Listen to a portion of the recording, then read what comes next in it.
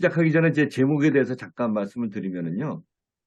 저는 그 진화나 이런 것 중에서 그 인간의 어떤 DNA라든가 이런 것의 하드웨어적인 어떤 변화가 아니라 사람이 가지고 있는 생각이라든가 아니면 지식이라든가 이런 것들이 어떻게 진화되고 전달되고 있는가에 관심이 있습니다. 그래서 제가 하고 있는 분야도 그 영상 처리 중에 이 통계적 패턴 인식이라는 분야를 전공하고 있는데 요즘 얘기하는 딥러닝하고 직접적인 관계가 있습니다. 그래서 그런 쪽으로 생각을 했을 때 어떠한 정보를 드릴 수 있는가에 대한 고민을 해봤습니다. 넘겨주시죠. 네. 우선 제가 생각하고 있는 것들에 대한 오해가 있으실까 봐 먼저 제가 정의하고 있는 창조론과 진화론에 대한 거를 잠깐 말씀드리고 그리고 넘어가도록 하겠습니다. 뭐잘 아시지만 창조론은 어쨌든 지적 설계에 의해서 우리가 창조됐다 하는 얘기고, 그다음 변이 입장에서 보면은 그 어떤 종 안에서의 변이, 소진화에 대한 것은 인정하고 있고요. 그다음에 진화론은 자연 선택과 적자 생존에 의해서 진화되고 있다라는 거는 뭐 잘 아시고, 그중에 가장 중요한 논리는 돌연변이라는 것을 통해서 종과 종에 대한 진화도 돌연변이에 의해서 일어나고 있다라는 얘기를 하고 있는 거죠. 다음. 네. 이거를 제가 말씀드리고 싶은 거는 그러면 진화론은 어, 말하자면 과학이고 창조론은 신앙인가라는 문제를 다루기 위해서 제가 전공하고 있는 정보공학 쪽에서의 하나의 예를 하나 들어보겠습니다. 이 넘버 게임이라는 게 하나 있는데요. 이거 뭐냐 하면 1에서부터 100까지의 그 정수 중에서 어떠한 이러한 16, 8, 2, 64라고 하는 숫자를 냈을 때 이것이 뭐를 뜻하느냐라는 것을 이제 추론하는 게임입니다. 이제 이거를 추론해 보시면 다음으로 넘어가겠습니다.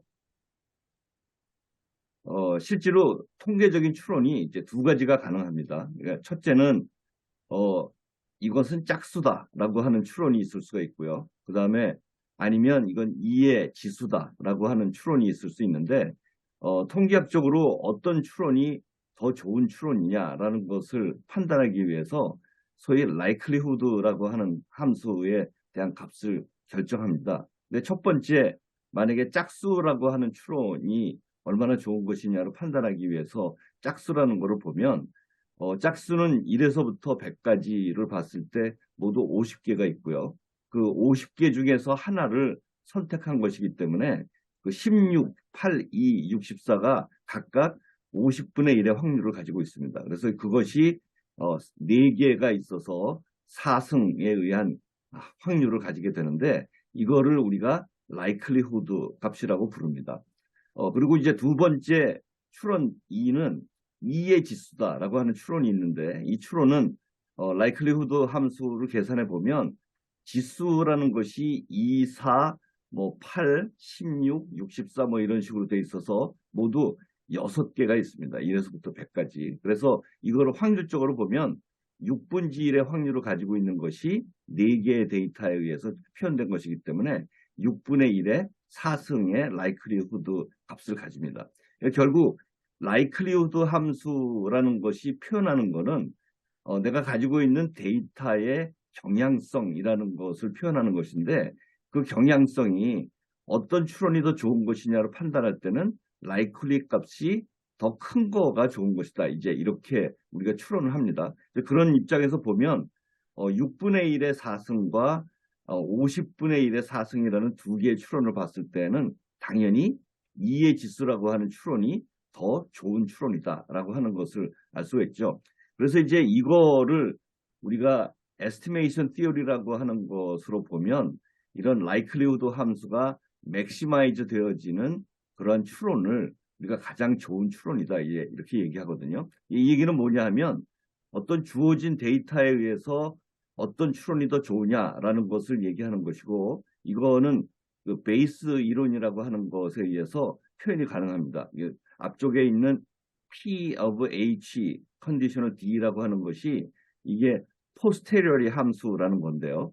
근데 이것의 값은 실제로 앞쪽에 있는 P의 D의 H라고 하는 likelihood 함수의 곱하기, 그 다음에 P의 H라고 하는 priori, probability를 곱하게 되는 것인데, 이게 우리가 보통 추론을 할 적에 데이터가 가지고 있는 경향이라는 것을 잘 모르기 때문에 우리가 딥러닝이나 이런 데에서는 이거 좀 앞에로 다시 넘어가 주십시오. 네.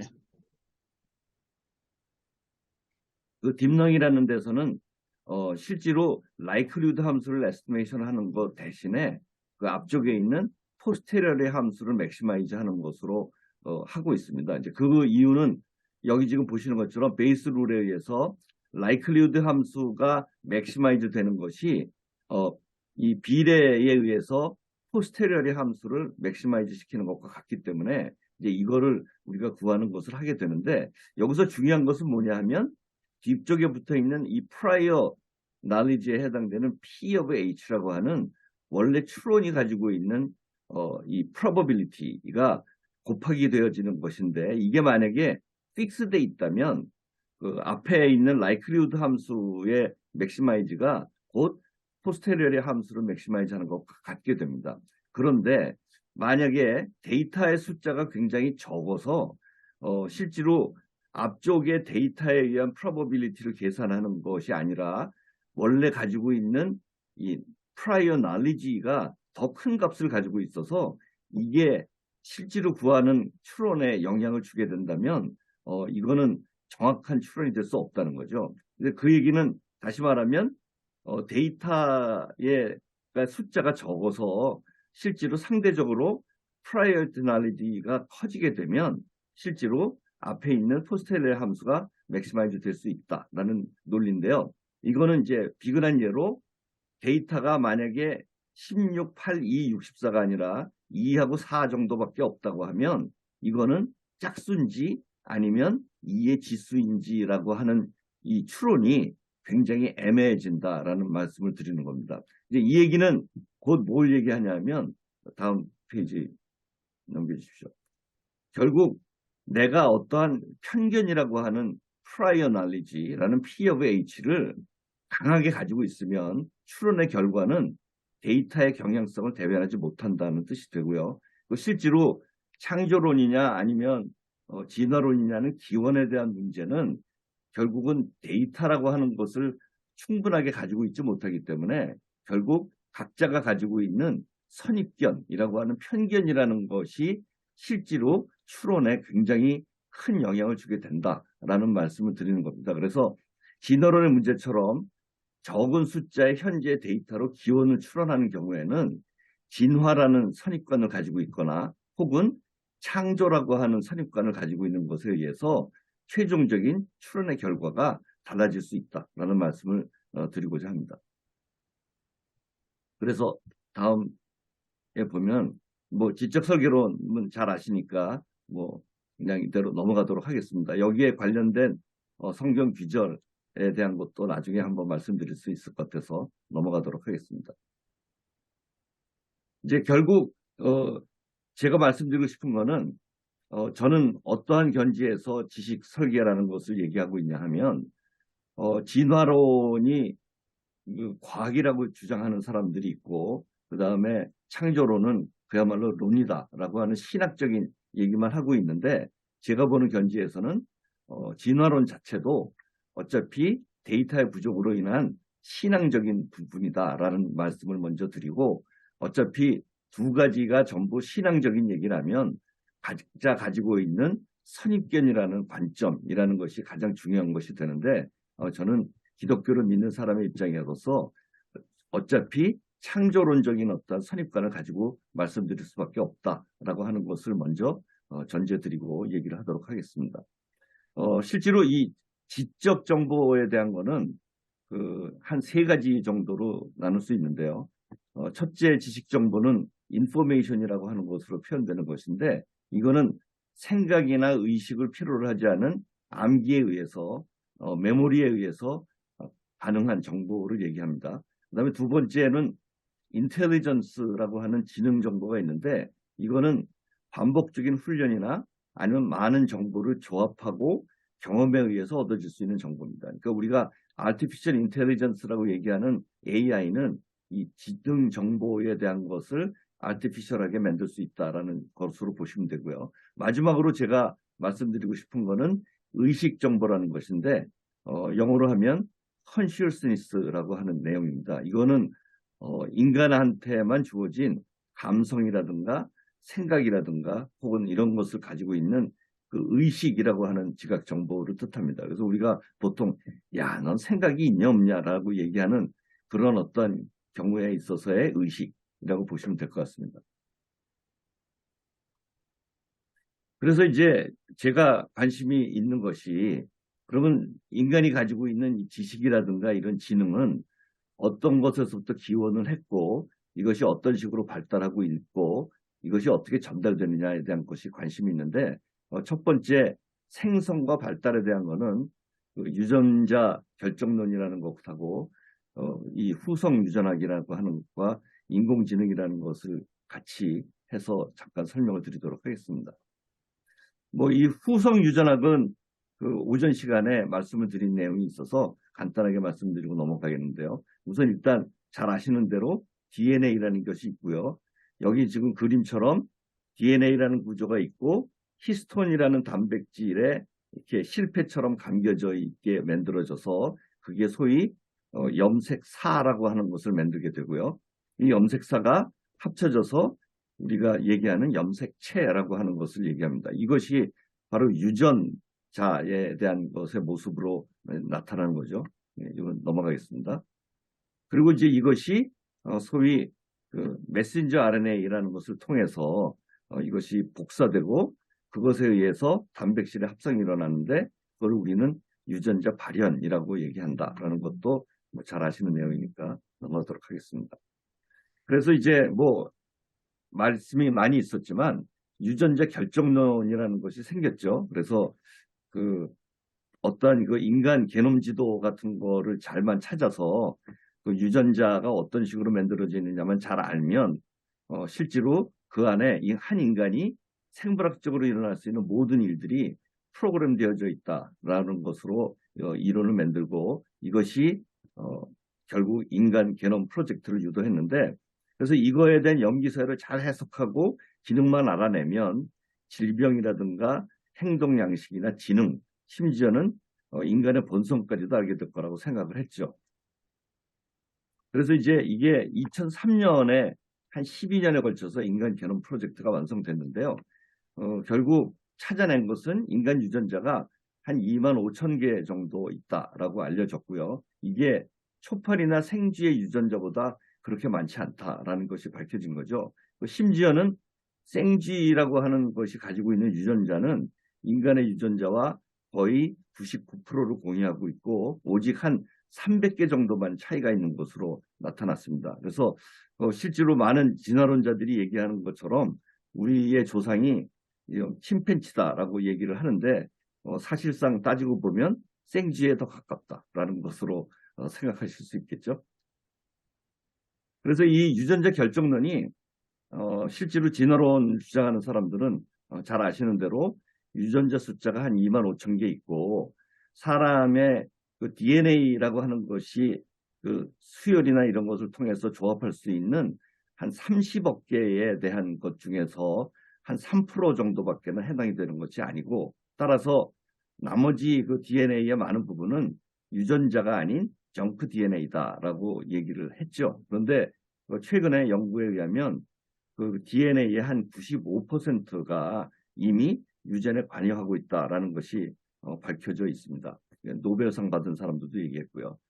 그래서 이제 그 문제가 생긴 게 그런 식으로 돼 있으니까 실제로 유전자를 조절하는 것이 염기서열 이외에 뭐가 있지 않을까라고 해서 나온 것이 바로 후성 유전체라고 하는 후성 유전학이라 이제 그렇게 얘기를 하죠. 이거 이제 넘어가겠습니다. 간단하게 말씀드리면 아까 말씀드린 것처럼 이런 그 염색체라는 것에서 만들어지는 히스톤이라는 것에 이렇게 실패에 감겨져 있는데 실제로 이 DNA 이중 나선이 히스톤이라는 것에 감겨져 있는 상황에서는 유전자 발현이 일어날 수 없고요.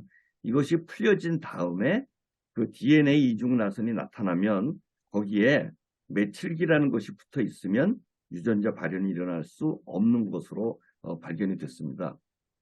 그래서 이제 이거를 표로 만들어 드리면, 만약에 이제 어떤 유전자가 건강을 유지하는 어떤 유전자가 있는데 그것이 발현되는 데 있어서는 문이 두 개가 있다라고 생각하시면 됩니다. 그러니까 첫 번째 문은 히스톤이라는 문이고요. 여기에 감겨져 있는데 이 문이 열려야 그다음에 발현이 됩니다. 그래서 이제 이 문을 열고 닫는 것에는 메칠기라고 하는 것이나 그다음에 이제 아세틸기라고 하는 것이 붙으면 이제 이것이 문이 열리거나 닫히는 역할을 합니다. 그다음에 이제 이것이 실패해서부터 풀려지고 나면 그 DNA 이중나선이 있는 문인데, 이 문에는 메틸기라고 하는 것이 붙으면 문이 닫히고 메틸기가 제거돼야 문이 열리도록 되어 있습니다. 그러니까 문이 열린다는 표현은 발현이 된다라는 말이죠. 근데 이제 이러한 발현을 하게 되는 데에 수성 유전자에 영향을 미치는 인자들이 많이 있는데, 뭐 여기 지금 보시면 영양소, 뭐 담배, 감염, 환경 오염, 뭐 여러 가지가 많이 있지만 제가 관심이 있는 것은 스트레스 같은 어떠한 그 실질적인 하드웨어 관련되는 것이 아니라 어떤 마음이라든가 이런 그 비물질적인 것에 의해서 어떻게 영향을 주고 있느냐라는 것에 관심이 있습니다. 그 연구한 거에 보면 어떤 행동이라는 것이 그럼 후성 유전자에 미치는 영향이 있느냐라는 것을 실험했는데요. 그 하버드 대학의 그 심리학 교수인 이제 윌리엄 맥거덜이라고 하는 사람이 실험한 거는 이 생쥐가 이런 왼쪽에 보이는 미로를 통해서 이제 빠져나가는 실험을 갖다 했는데요. 이것이 빠져나가는 것 중간에 출구를 못 찾으면 이제 전기 쇼크를 줘서 제기를 찾도록 유도를 했는데, 처음에 참여했던 쥐들이 이제 이거를 기술을 익히는데 굉장히 오랜 시간이 걸렸습니다. 그래서 어떤 쥐는 수백 번까지의 실수를 되풀이했는데요. 이거를 다음 보겠습니다. 이거를 이제 이런 쥐들을 교미시켜서 새끼를 치게 하고 다음 세대의 쥐를 상대로도 똑같은 실험을 되풀이했습니다. 그래서 22세대까지 이 실험을 했는데요. 재미나는 것은 첫 세대 쥐들은 빠져나가는데 평균 한 250회 정도의 실수를 범했는데, 마지막 22번째 세대에 와서는 시행착오의 횟수가 평균 25회로 줄어들었다는 겁니다. 이 얘기는 어떤 한 세대에 있어서의 행동이 다음 세대까지 영향을 준다는 거죠. 또 다른 실험은 명상이라는 것을 하는 것을 이 허버트 벤슨이라는 교수가 2008년도에 실험을 했는데요. 명상이라는 것을 한 그룹, 그다음에 8주 동안 단기 수련시킨 그룹, 그리고 아예 명상 수련을 안 한 사람이라는 것을 그룹을 나눠서 8주 지난 다음에 유전자 발현 정도에 대한 분석을 통해 봤더니 실제로 명상을 한 사람과 안 한 사람은 그룹에 비교를 했더니 2200개 이상의 유전자가 다르게 발현되었다라는 것이 밝혀지게 된 거죠. 그래서 이제 이런 게 굉장히 그 다른 효과가 있다라는 것을 이제 알게 됩니다. 그래서 이제 결국 제가 관심 있는 것은 뭐냐면, 이런 그 실질적으로 후성 유전자 인자에 영향을 주는 것으로 여러 가지 음식이라든가 이런 것들이 이해가 되는데, 행위라든가 스트레스나 마음이라든가 이런 것들이 어떻게 이런 비물질이 히스톤이라든가 메칠기라는 데 영향을 주어서 실제로 유전이라고 하는 것에 영향을 줄 수 있는가라는 것이죠. 근데 이거에 대한 해답은 당신의 주인은 DNA가 아니다라고 하는 것으로 번역되어 있는 The Biology of Belief라고 하는 책을 쓴 2006년도의 책에서 스탠포드 대학의 세포생리학 교수인 브루스 립튼이라는 사람이 저술한 책에 얘기하고 있습니다.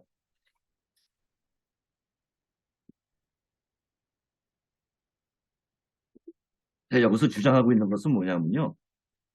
마음이라고 하는 것이 어떠한 그 에너지 시그널이기 때문에 이 시그널에 의해서 유전자의 정보가 변형될 수 있다라고 하는 논리를 얘기하고 있는데요. 실제로 어떤 프로테인에 대한 구조가 외부로부터 어떤 시그널을 갖다가 받으면 그것이 변형이 되어서 다른 형태의 구조로 바뀔 수 있다라는 것을 이제 실험을 통해서 밝혔고요. 실제로 우리가 자석 같은 거에 NS에 대한 것으로 S와 N극이 서로 붙는 같은 그런 현상을 통해서 실제로 시그널이 도입이 되면 실제로 어떤 그 프로테인에 대한 구조가 바뀌어질 수 있다라는 것을 밝힌 거죠. 이제 이거는 우리가 쉽게 생각하면 이제 이러한 예로 생각할 수 있습니다. 만약에 냉장고를 열었는데 레몬을 봤습니다. 근데 이 레몬을 봤더니 생각만으로도 상상을 했는데 이 마음이 뇌에 연결이 되고 이 뇌는 침샘에 신호를 보내서 침샘에서 침을 흐르게 하는데 이 침샘에서 침을 분비하는 것은 유전자가 하는 일이기 때문에 결국 마음이라고 하는 것이 유전자와 연결되었음을 알 수 있다라는 것을 이제 얘기하는 거죠.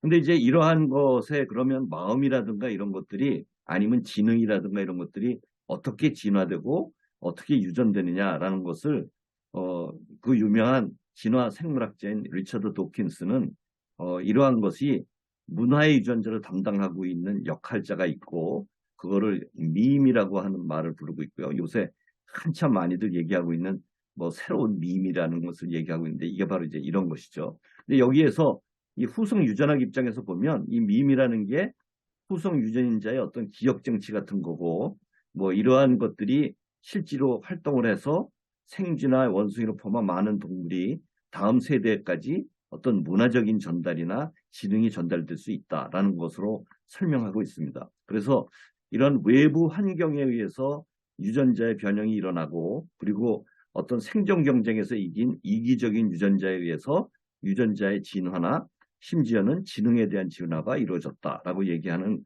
이제 신다윈주의가 생겨났죠. 근데 여기에 대한 반론은 어, 뭐 말씀드리지만 생쥐라든가 인간의 경우에 고작 유전자 한 300개인데 이런 것에 대한 진화에 의해서 변형이 되었다고 해서 실제로 사람이 생각하는 것과 생쥐가 생각하는 이러한 지능에 대한 차이를 이것으로 설명할 수 있을까라고 하는 것이 이제 퀘스천이 되는 거죠. 그래서 실제로 제가 이제 기독교인으로서 생각하고 있는 이러한 그 지적에 대한 정보에 대한 것은 사실은 창세기 2장 7절에 여호와 하나님이 흙으로 사람을 지으시고 생기를 그 코에 불어넣으시니 사람이 생명이 된지라 라고 하는 구절로부터 사실은 흙이라고 하는 물질과 그 다음에 하나님의 영이라고 하는 비물질 이 두 가지로 창조가 되었다라고 저는 이제 믿고 있습니다. 그래서 IT 공학적인 시각에서 보면 하드웨어와 소프트웨어 이 두 가지가 전부 다 하나님께서 창조한 것이다라고 말씀을 드릴 수 있다라는 거죠. 그래서 진화론자들이 얘기하고 있는 DNA라고 하는 어떠한 DNA라고 하는 이 소프트웨어가 아닌 하드웨어만의 진화로 어떠한 우리 지적인 어떤 역할에 대한 모든 것들의 정보가 발달되어지고 기원이 되었다라고 얘기하는 것은 무리가 있다라는 것을 이제 저는 생각하고 있습니다.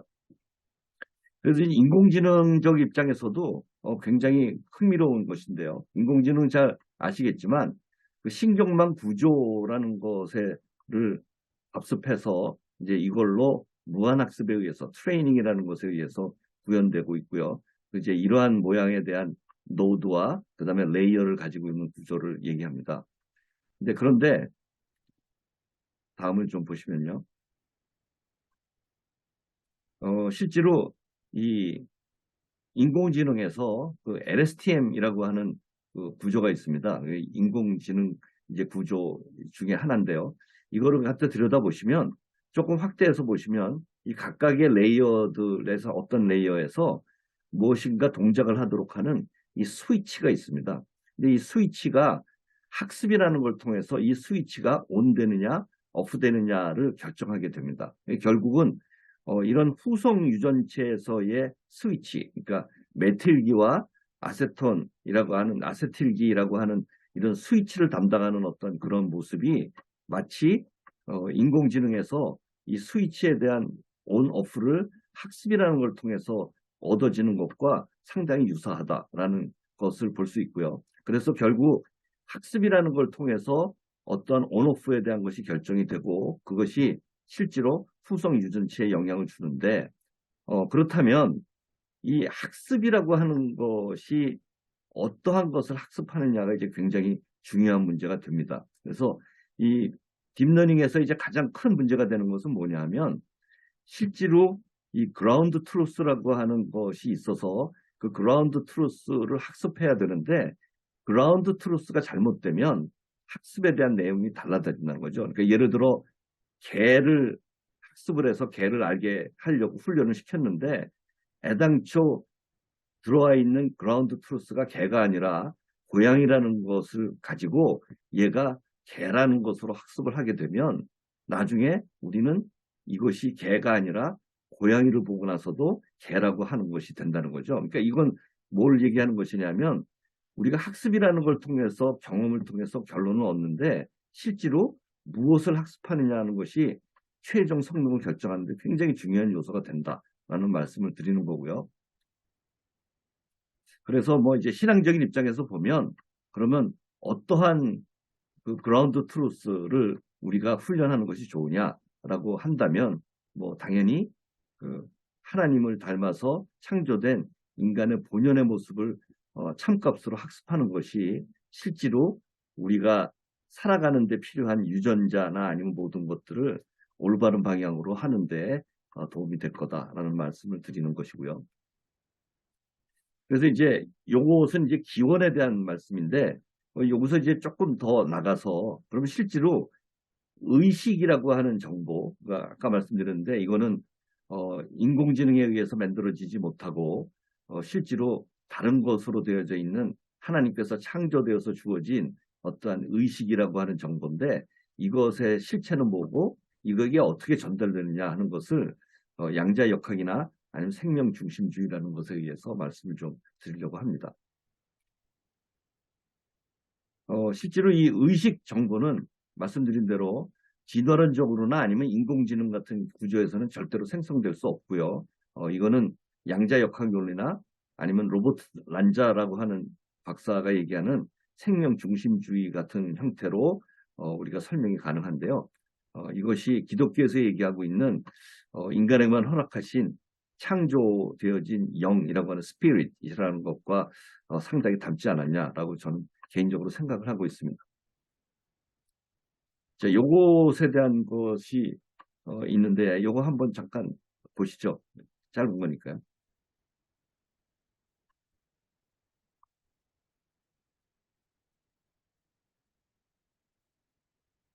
이게 음성은 나오지 않는 것 같은데요.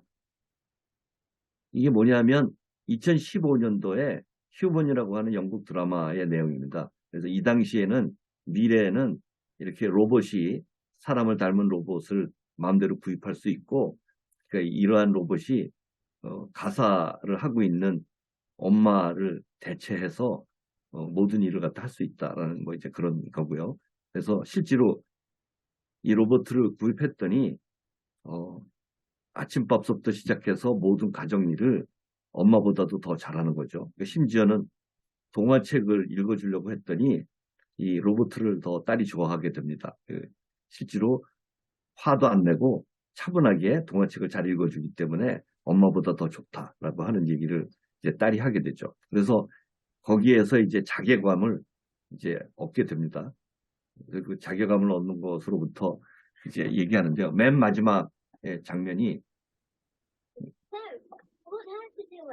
이 로버트가 얘기하고 있는 내용이 있습니다. 맨 마지막 구절만. 로버트는 아니타가 쓰러진 아침 식사에 즐거워합니다.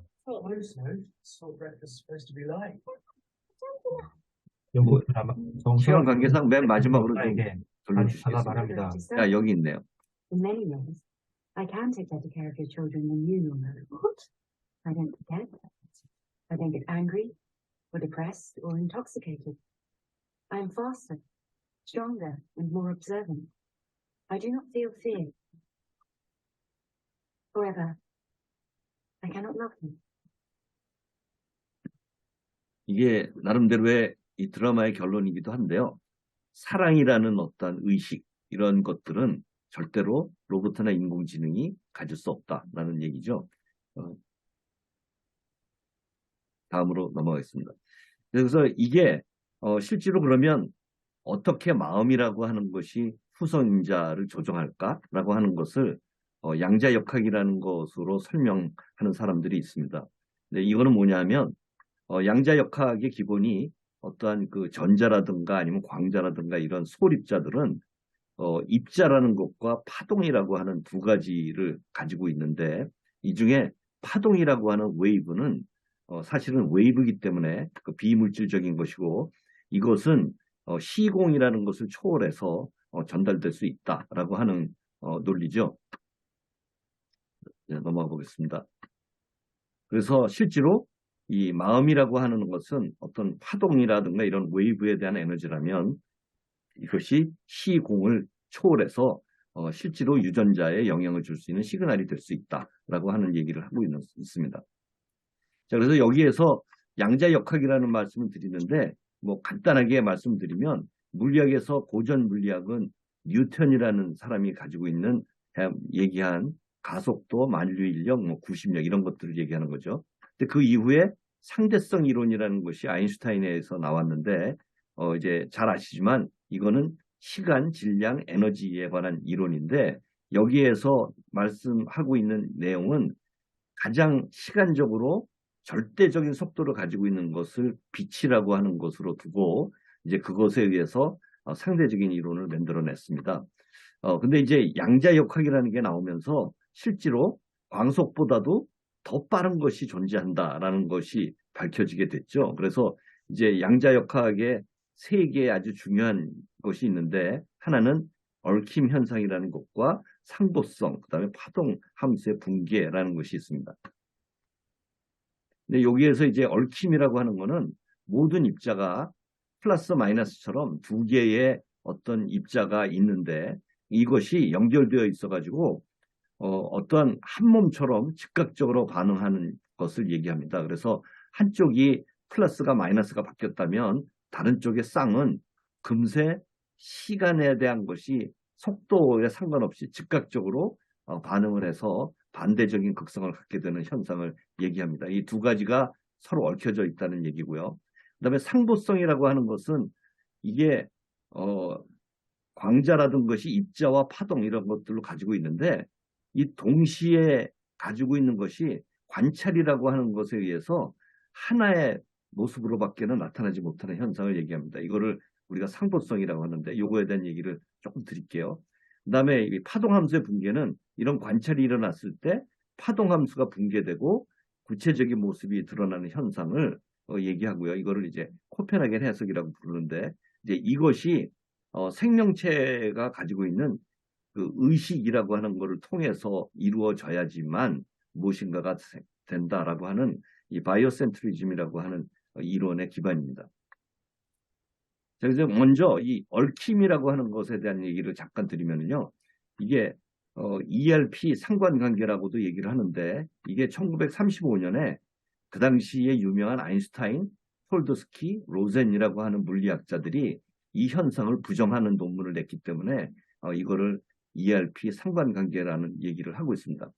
그도 그럴 것이 여기서 얘기하고 있는 이제 이것을 실험적으로 증명한 것은 64년도에 존 베리라고 하는 사람이 실험을 했는데요.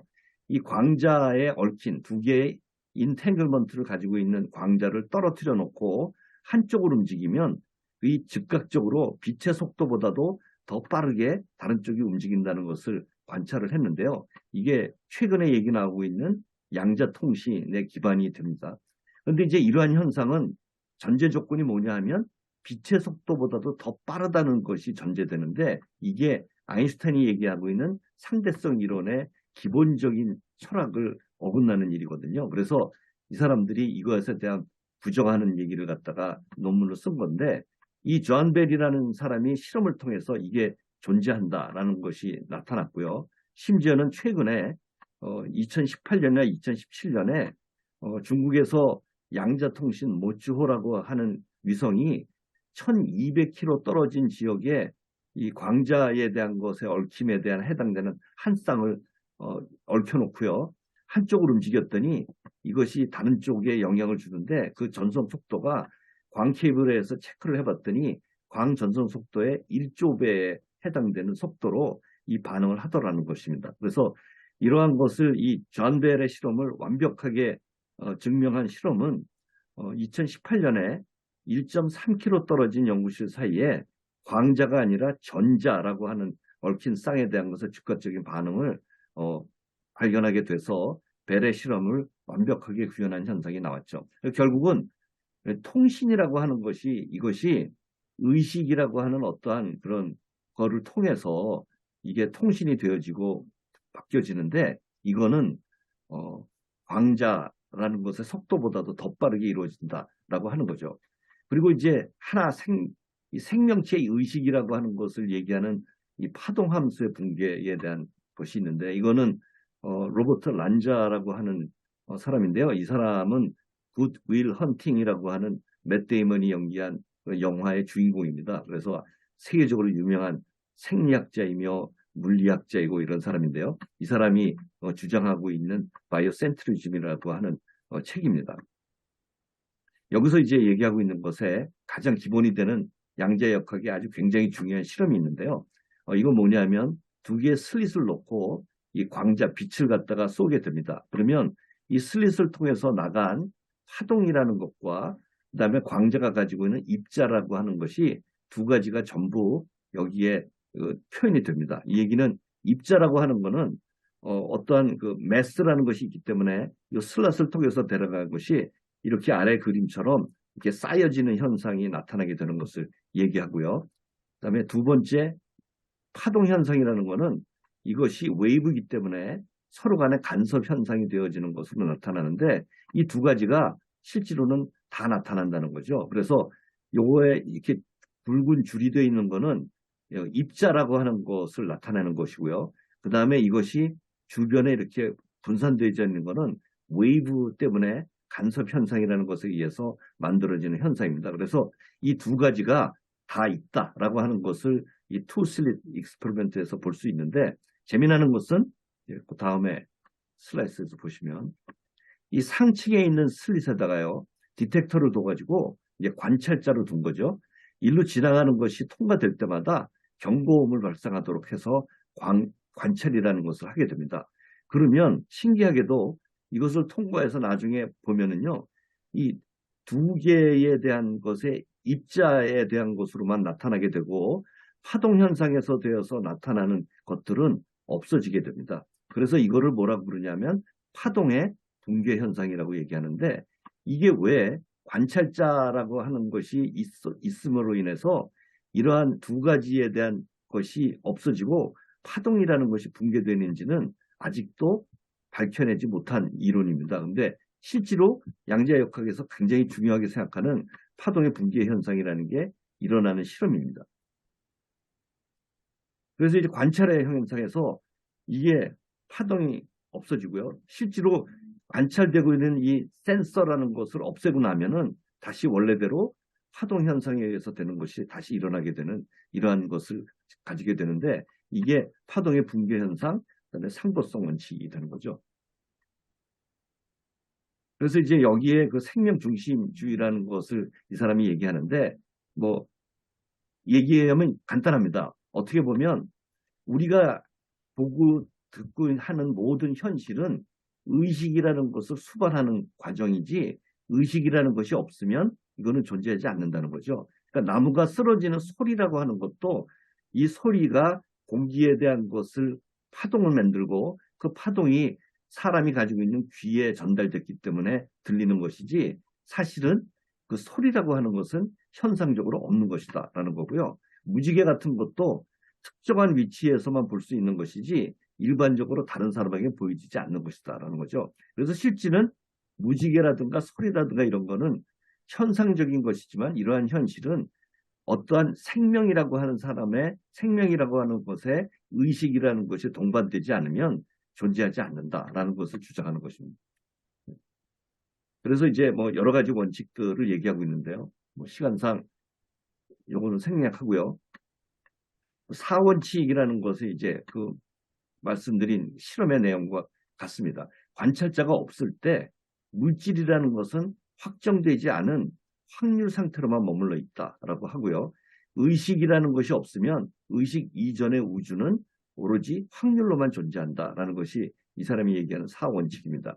근데 이거를 성경에서 보면 태초에 하나님이 천지를 창조하시고 땅이 혼돈하고 공허하며 흑암이 깊은 위에 있고 하나님의 영은 수면 위에 운행하시니라. 그리고 이 하나님 말씀이 하나님과 함께 있었으니 이 말씀이 곧 하나님이라는 뜻이 있는데 이 태초에 말씀이 계시다 하는 것이 이 의식이라는 것과 상당히 일맥상통하고요. 그리고 혼돈하고 공허하다는 뜻이 실제로 빅뱅 이전의 우주가 무질서하고 확률적으로 무작위적으로 있었다라고 하는 내용하고 상당히 맥을 같이 한다라는 것이라서 어떻든 이러한 그 창조의 입장에서의 내용이 그 성경의 말씀하고 상당히 일치하는 부분이 있다라고 저는 생각하고 있습니다. 그 다음에 이제 그 뭐 우주의 탄생이라는 것도 실제로 정교하게 설계되어 있다라고 하는 얘기를 하고 있는데 이게 지적 설계론과 상당히 유사하고요. 심지어는 호킹 박사 같이 이 우주 진화론을 얘기하는 빅뱅 이론과 이런 것을 주장하는 사람도 태초에 그럼 우주는 어떻게 생겼느냐는 것을 얘기할 때 이 버블 이론이라는 것을 얘기하고 있는데요. 예, 굉장히 수만, 수천, 수억 개의 다중 우주가 있는데 그 중에 우리의 우주는 그 중에 하나다라고 하는 그런 얘기를 하고 있어요. 상당히 논리적이지 않은 신앙적인 얘기를 하고 있습니다. 그래서 이제 뭐 결론적으로 제가 말씀드리고 싶은 것은 어떤 양자율력의 얽힘 현상에 의해서 우리가 가지고 있는 의식이라는 것이 전달되어진다라고 하는 것이고 이것이 양자통신이나 이런 거에 기본 논리가 되어 있다라는 말씀을 드리고요. 제가 생각하기에는 이것이 사실은 과학에서 가장 첨단의 과학이라고 얘기하는 아인슈타인의 상대성 이론을 넘어서는 빛의 속도보다도 더 빠르게 전달되어지는 신호라는 입장에서 실제로 이것이 우리가 하나님과의 기도나 아니면 이런 걸 통해서 통신할 수 있는 영이라고 하는 것의 실체가 아닐까라는 생각을 가지고요. 실제로 미국의 연구소에서는 앞으로의 통신 수단을 이런 텔레파시라든가 이런 것으로 표현되어지는 이러한 영이라든가 이런 스피릿 이런 것으로 앞으로의 통신이 이루어지지 않을까라고 하는 것을 실험하고 있는 것입니다. 그래서 제 생각에는 믿음이라고 하는 어떤 의식이라고 하는 컨시어스니스를 통해서 어떤 하나님의 창조의 세계를 볼 수 있지 않을까라고 하는 생각을 가지고 있습니다. 네, 발표 감사드립니다. 네네. 예, 이거 재밌는 테마들을 다양한 것들을 좀 많이 생각하신 것 같습니다. 후성유전 아까 딥러닝도 연결시키시고 또 양자역학 말씀으로 잘 연결시켜 주시는 부분도 참 좋았던 것 같습니다. 예, 뭐 지적 설계의 어떤 그 메인 주제는 아니지만 뭐 실제 저희가 크리스찬으로서 이렇게 생각해야 될 것들을 많이 잘 정리해 주신 것 같은데 혹시 질문 있으신가요?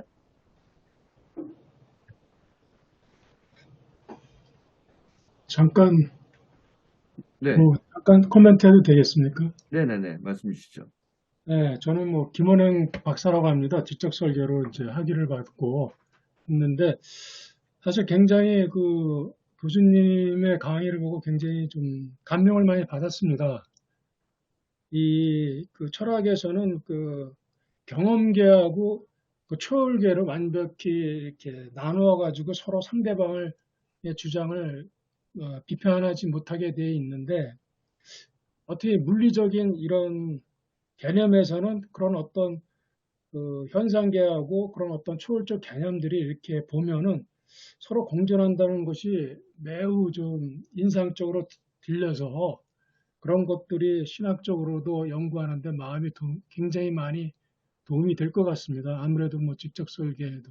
하여튼 또 그런 어떤 새로운 방향으로 그렇게 접근해 주셔서 너무 감사하게 생각하고 있습니다. 네, 감사합니다. 감사합니다. 네. 혹시 한 분 정도 더 질문 있을까요? 네, 저희 모임에 하여간 최 교수님 처음 저기 참석은 전에 해주셨는데 이렇게 또 귀하게 이렇게 발표를 해주셔서 감사드리고요. 다음에도 좀 더 저희가 자료를 좀 발표하는 걸 부탁을 드리겠습니다. 오늘 발표 감사합니다. 네. 네. 감사합니다.